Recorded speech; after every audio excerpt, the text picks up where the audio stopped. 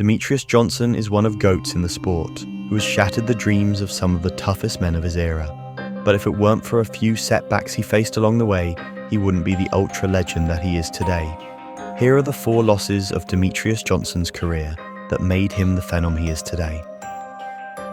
Demetrious Johnson started his MMA career in 2009, winning his first 3 fights in an incredible fashion, with his most impressive win coming against Jesse Brock, who was absolutely melted with a right hand and left high kick combo.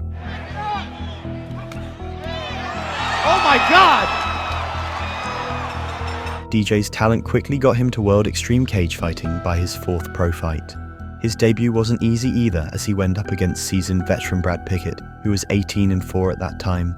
The difference in experience as well as in size was visible from the start of the fight, as Pickett picked the smaller Johnson apart with nasty punches. Technique. The lack of size, not a negative when you're talking about it is in jiu-jitsu, that the smaller men are more technical. And Johnson, it appears right now, looking to set up some nice combinations. And took him down almost at will. A lot of fighters love to catch that leg. Big takedown by Pickett into side control. Johnson had his moments of brilliance, but Pickett stayed in control the entire fight and secured a clear decision victory. Realizing he jumped into deep waters too early, Johnson went back to basics and focused on fighting opponents at his level. He started by defeating Nick Pace, followed by submitting Damasio Page with a guillotine. He then racked up 2 decision wins against Norifumi Yamamoto and Miguel Torres in the UFC after the promotion took over WEC. With 4 wins on the bounce, Johnson was fast-tracked to a UFC bantamweight title shot, and his opponent was an 18-1 Dominic Cruz. Despite being a plus 320 underdog, Johnson was oozing with confidence heading into the fight. You know, everybody makes mistakes, you know. You can't look at what he does as a mistake. You look at what he does all the time. And he thinks that he's doing it very well. So I'm sure everybody's seen it out there what he does, and I'm hoping to expose that. On fight night, Johnson brought the volume and pressure, but Cruz's experience made the difference. And with well-timed takedowns and solid wrestling, Cruz cruised to a comfortable decision win. What did you think about your performance? I'm happy with it. I went out there and did exactly what we game planned, exactly what we wanted to do. Put Demetrious on his back and dominated him from beginning to end, round 1 to round 5. By this point, Johnson knew he had the skills, but was too small for the bantamweight division. Luckily, fortune smiled on him when the UFC introduced the flyweight division and set up a tournament to crown its first champion. Johnson entered in the semi-finals, facing Ian McCall. After their first fight ended in a draw, Johnson came back stronger and beat McCall in the rematch.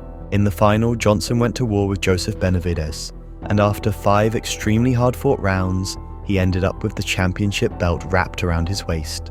The wing kick started one of the greatest title runs in UFC history.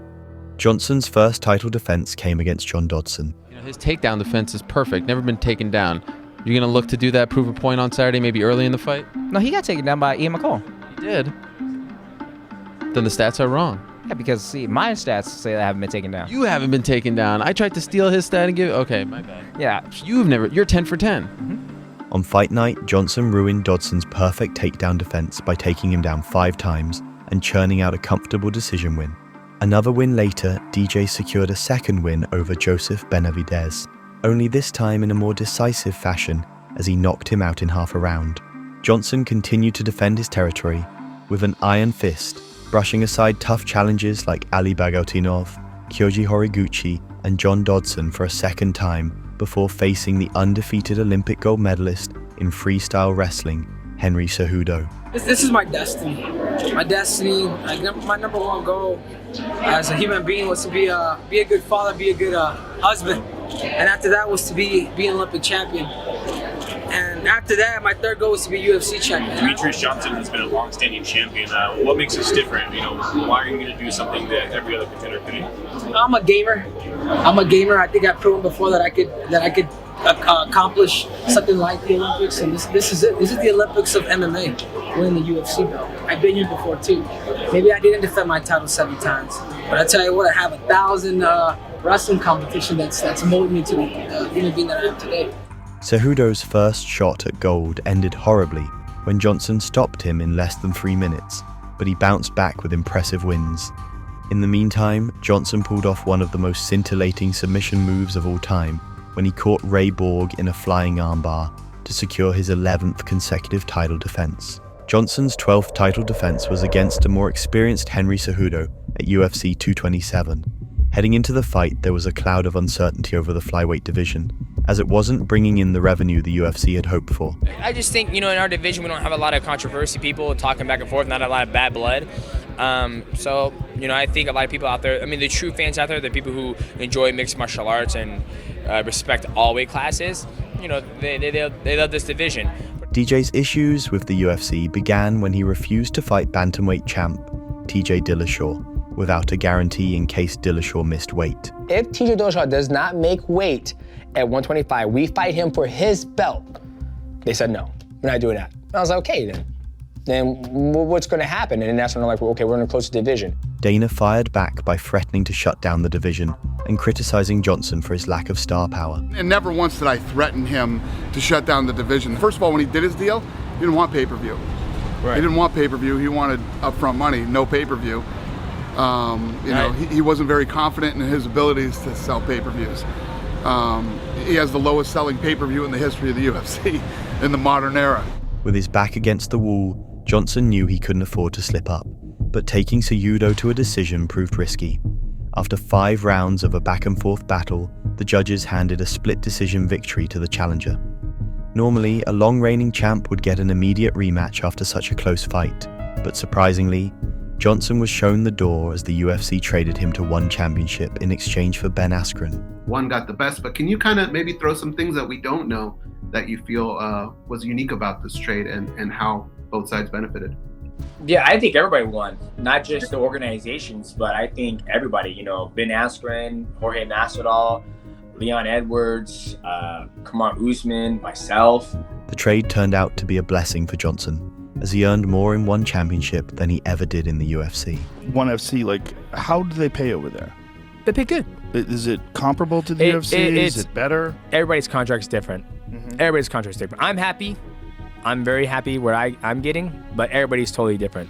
Johnson made his one championship debut in the Flyweight World Grand Prix, and he eased past 3 opponents to win the entire thing and book a title fight with champion Adriano Moraes, who proved to be bigger and bit better at understanding one's rules as he knocked Johnson out with a brutal knee to the face, which would have been illegal in the UFC.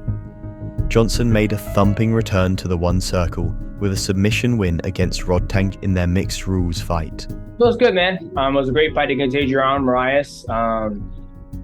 I think the first fight we had against each other, he got me, and then when I came home and I watched the fight, I was kind of a little irritated about a couple of things. So, but we got this one, and yeah, nothing but the best for Adriano, and yeah, man, it was a good fight.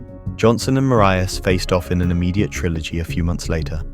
This time, Johnson relied on his fight IQ, controlling the action to secure a comfortable decision victory. A few months later, he announced his retirement from the sport. Thank you to my wife. Thank you to my wife. Thank you to my children. My mother-in-law, father-in-law. Get your shit together, dog.